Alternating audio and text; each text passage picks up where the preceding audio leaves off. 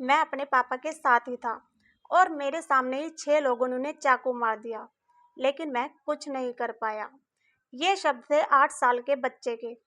इंदौर में एक दिल दहला देने वाली वारदात सामने आई है, जहां एक छोटे बच्चे के सामने उसके पिता की हत्या कर दी गई।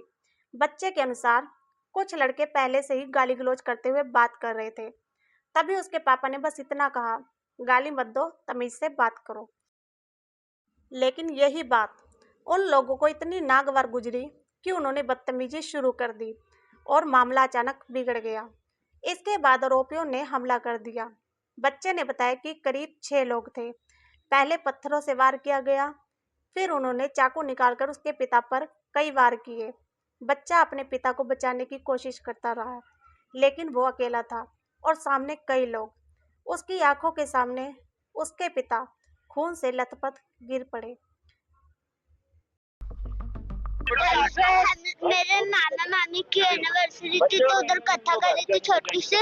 उधर से मतलब हम लोग खाना खाए, फिर वापस आधे घंटे में 5 बजे हम गए थे। फिर पापा आराम से बैठे रहे, फिर हम लोग घर जाने लग गए तो वो उन्होंने चिल्ला के बोला बदतमीजी से कि ओ स्टैंड लगाना, जबकि वो नाबालिग है। उन्होंने बोला कि स्टैंड लगा, बताऊं कि एक चाटा दूं।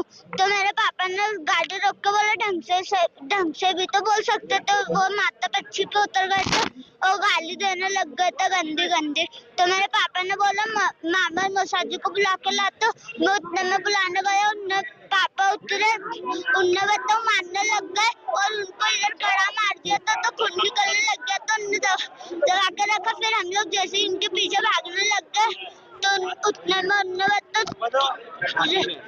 बताओ उनके एक को फोन लगा, फिर आगे से 3 लोग को बुलाया और यहाँ पे चाकू मारा। कितने लोग तो चाकू मारने वाले? 6 जने।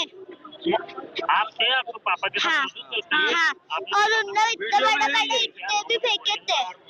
आपने उन लोगों को देखा जिनने चाकू आपके पापा को मारा? हाँ, वो गड्ढे के ये एक का नाम विवेक है जिसने चाकू मारा और कड़ा मारा, और एक का नाम आशिक है। आपने बचाने हमने बचाने का प्रयास करा था, पर उन्होंने आगे जाकर उनके दोस्तों मिले थे तो उन्होंने तो पत्ता मारना चालू कर दिए थे। छोटा बच्चा क्या प्रयास करेगा?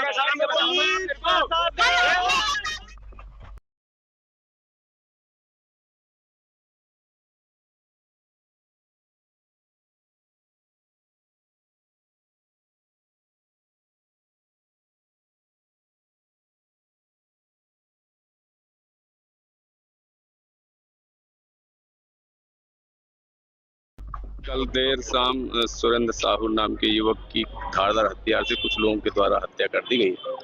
संज्ञान में ले लिया गया है। हत्या में जो संलिप्त लोग तो उसमें 3 लोगों को अभिरक्षा में ले लिया गया है। वजह सबूत जिस हथियार से हमला किया गया था वो भी हमारे कब्जे में है। इससे अन्य लोगों की लोकेशन मिली हुई है, हमारी टीम में है। बिल्कुल पुख्ता सबूतों के साथ में प्रकरण को न्यायालय पेश किया जाएगा। हमारी यही कोशिश रहेगी कठोर से कठोर दंडात्मक कार्रवाई हो इसमें। परिजनों की मांग यही है कि उनको फांसी हो, चूंकि प्रावधान है 302 का मामला पंजीबद्ध है पुरानी आईपीसी के हिसाब से, और उसमें से पूरी कोशिश यही है कि सारे सबूतों को कठोरता के साथ, पुख्ता सबूतों के साथ में न्यायालय में प्रकरण को प्रस्तुत किया जाए। कुछ नाबालिग आरोपी भी हैं?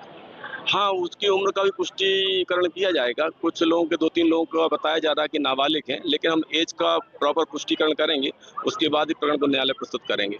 आरोपी नहीं, वो नगर निगम के जो रिप्रेजेंटेटिव होंगे वो उसका प्रकरण तैयार करते हैं। लोगों की लोकेशन मिली हुई है, हमारी टीम में है। बिल्कुल पुख्ता सबूतों के साथ में प्रकरण को न्यायालय पेश किया जाएगा। हमारी यही कोशिश रहेगी कठोर से कठोर दंडात्मक कार्रवाई हो इसमें।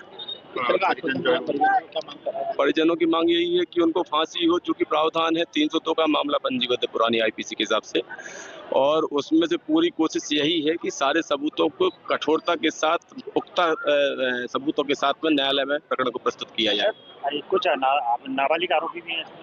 हाँ, उसकी उम्र का भी पुष्टिकरण किया जाएगा। कुछ लोगों के 2-3 लोगों का बताया जा रहा है कि नाबालिग हैं, लेकिन हम एज का प्रॉपर पुष्टिकरण करेंगे, उसके बाद ही प्रकरण को न्यायालय प्रस्तुत करेंगे। आरोपी नहीं, वो नगर निगम के जो रिप्रेजेंटेटिव होंगे वो उसका प्रकरण तैयार करते हैं, और अगर ऐसा कुछ होगा तो पुलिस के मुताबिक मामले में 3 आरोपियों को हिरासत में लिया गया है और हत्या में इस्तेमाल किया गया हथियार भी बरामद कर लिया है। कुछ आरोपी नाबालिग भी बताए जा रहे हैं। जिनकी उम्र की पुष्टि की जा रही है। सिर्फ एक बात कहने पर तमीज़ से बात करो। क्या किसी की जान ले ली जाएगी? क्या उस बच्चे को इंसाफ मिलेगा जो अपने पिता को अपनी आंखों के सामने खो बैठा है?